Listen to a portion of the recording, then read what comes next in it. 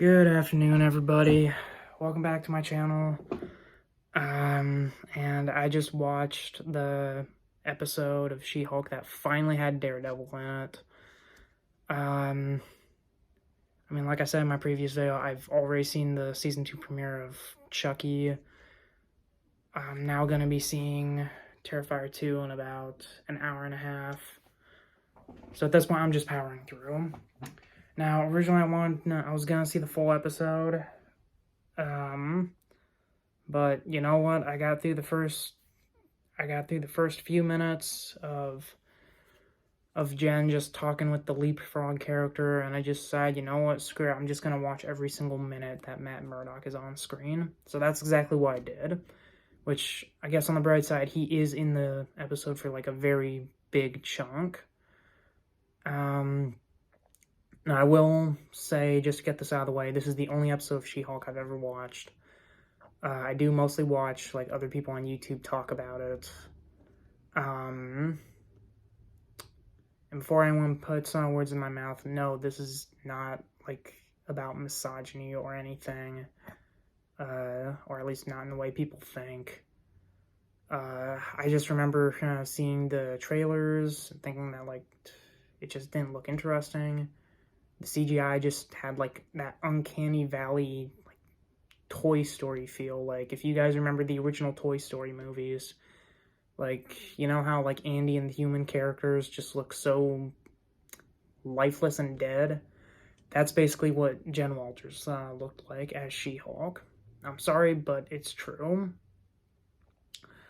I do remember saying that like what they should have done is like have a different actress wear like body makeup or something, like basically as a bit of like a tribute to Lou Ferrigno, to when he played the live action Hulk way back in the, I think it was the 80s or something. I don't know, but it just didn't interest me, and then like whatever hope I did have for it was kind of killed when the writers and the showrunners came out and said like, oh well, the people who are complaining about the CGI are just misogynist, and like they made a comparison to Roe v. Wade out of all things. Like, politics aside, that's a stupid thing to say. And well, it kind of has to be said that like a lot of properties these days, like whenever they star a woman or a minority or like someone from the LGBT community, like the writers and showrunners or directors or whoever, if that product fails, they always say like, oh well, it's because people are racist or sexist or homophobic or whatever, and they never take responsibility for like their own product. Like, correct me if I'm wrong, but back when the first Black Panther movie came out, I don't remember the director Ryan Coogler or any of the actors and actresses saying like, oh, if you don't watch our movie, then you hate black people. No, they didn't say that because they didn't need to, because they knew that their product was good. But nowadays it's a trend to like just badmouth the people who you want to sell the movie to. And when the movie or show does not do well as you want, you go out, like, you basically resort to name calling. So, anyway, I skipped most of the show, especially because, like, I mean, let's be honest. People aren't watching this show for She-Hulk. They're watching it for Bruce Banner. They're watching it for Abomination. They're watching it for Wong. That's why there's a cameo in basically every single episode. Like, you had Bruce show up in the first 2 episodes.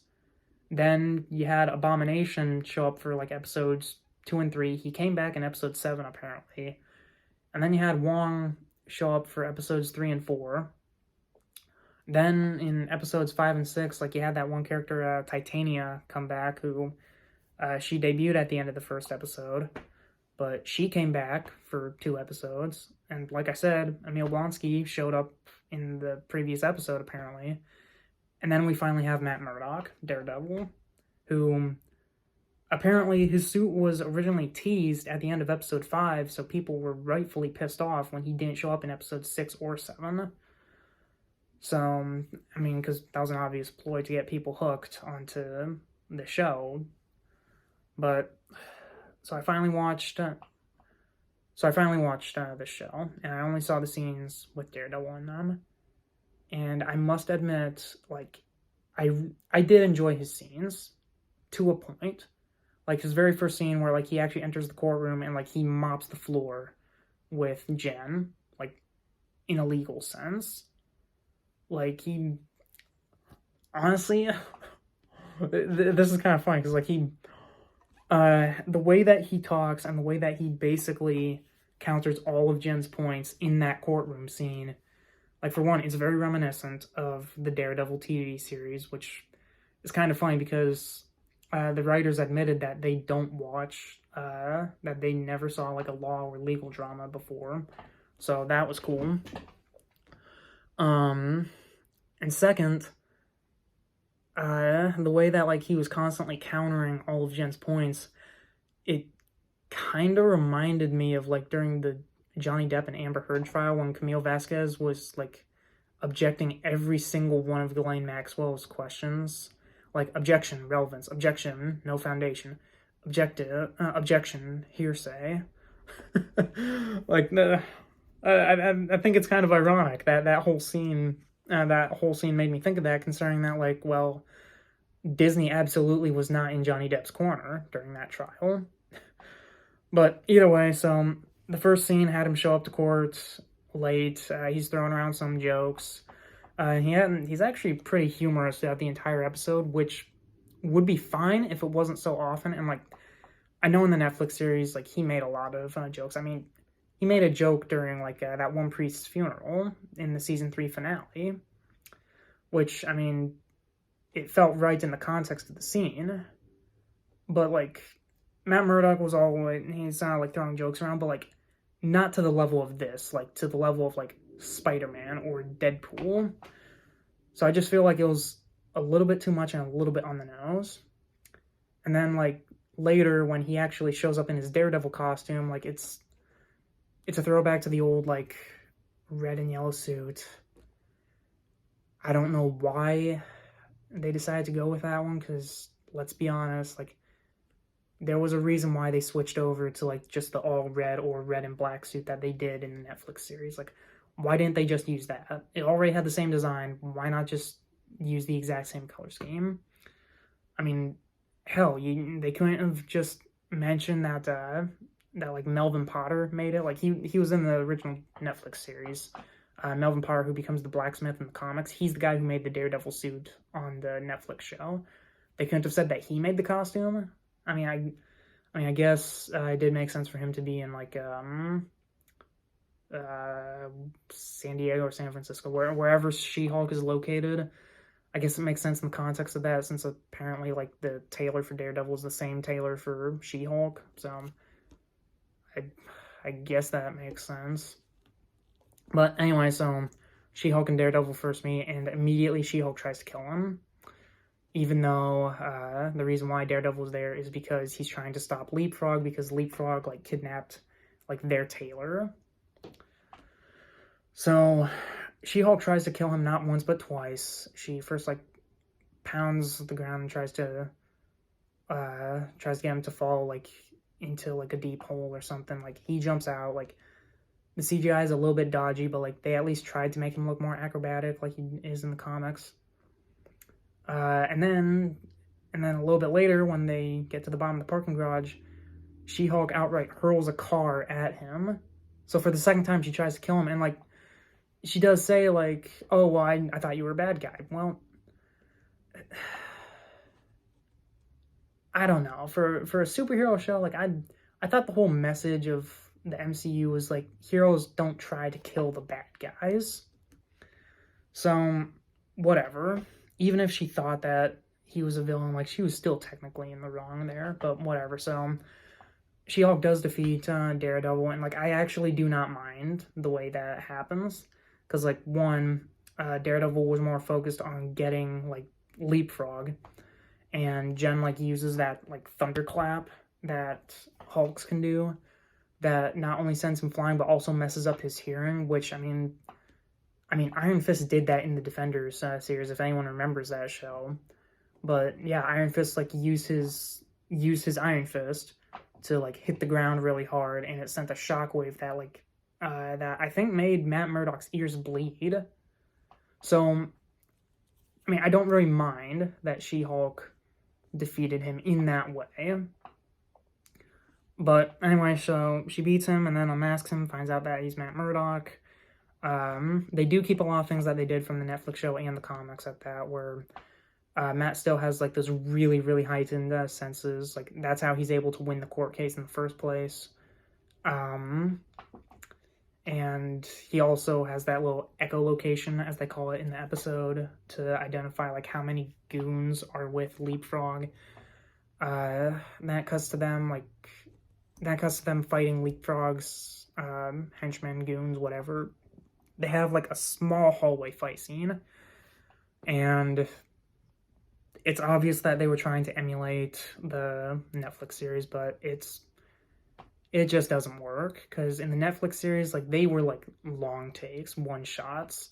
Like, hell, in season 3, like, there's an entire unbroken 10-minute long, like, one-shot where they have an entire monologue in there, and, like, the fight that's in that whole scene is only about, like, 3-4 minutes, and then there's 2 minutes of dialogue in there, and then the rest of the time is literally just, like, Charlie Cox as Matt Murdock being led away out of, like, that prison that Wilson Fisk was in, while it's complete chaos. Like, there's a jailbreak, like, it's complete pandemonium there, and, like, that was, like, the whole peak of basically Daredevil, in my opinion. But so here they have, like, a really tiny hallway fight scene.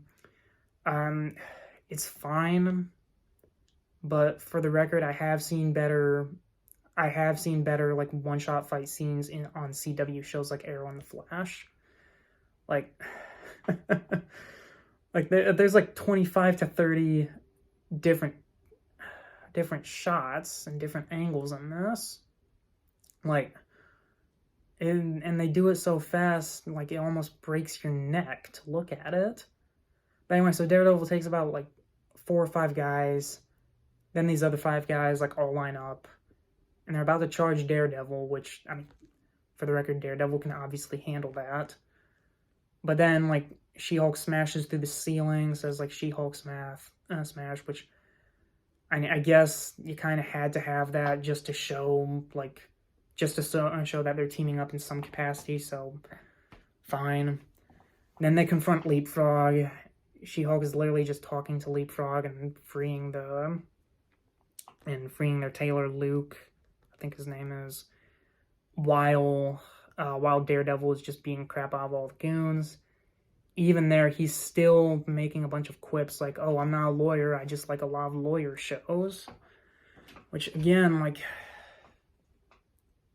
I feel like the humor for Daredevil is just too much in this episode. Like, yes, he's made jokes before. He's made jokes in the Netflix series, but I don't remember him making wisecracks while beating the crap out of people. And people can correct me if I'm wrong on that, but I just don't remember it.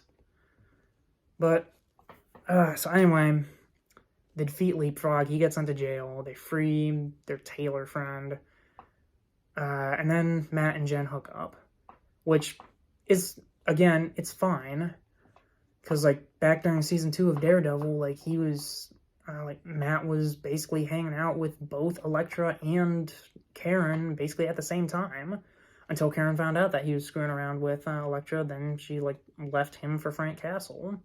So that whole thing was fine, doesn't matter, and apparently in the comics he hooked up with a lot of people too, so that part's fine. But what follows is the next shot in the morning where Matt Murdock walks down the sidewalk barefoot in his Daredevil suit too. Excuse me. Sorry, that was supposed to be my alarm. But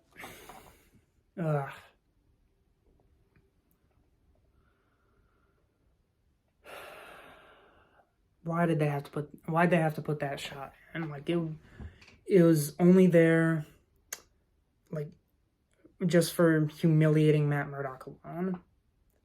Like, that, of all the, like, this trumps the crappy, this trumps the shitty suit design, this trumps the crappy, like, hallway fight scene that took apparently 30-something shots. This, like, they had Matt sleep with Jen for a punchline. And that was the last I saw of the episode. Because once Matt left, I left too. Like, there's a reason why I haven't watched the show. And, well, I wouldn't go as far to say that, like, this episode ruined Daredevil. I'd say it disrespected him, especially at the ending, but I still do want to see Daredevil in the MCU. I'm not sure what they're going to do with him in the Echo series, which, by the way, there's another show that people are probably not going to care about. That's why they're bringing back Charlie Cox as Daredevil and Vincent D'Onofrio as Kingpin. Like, before Daredevil finally gets his own TV show, I am excited for Born Again, and I do have high hopes for it that it will hopefully be rated TVMA like the Netflix series, because I did hear that the Marvel Zombies show is going to be rated TVMA as well.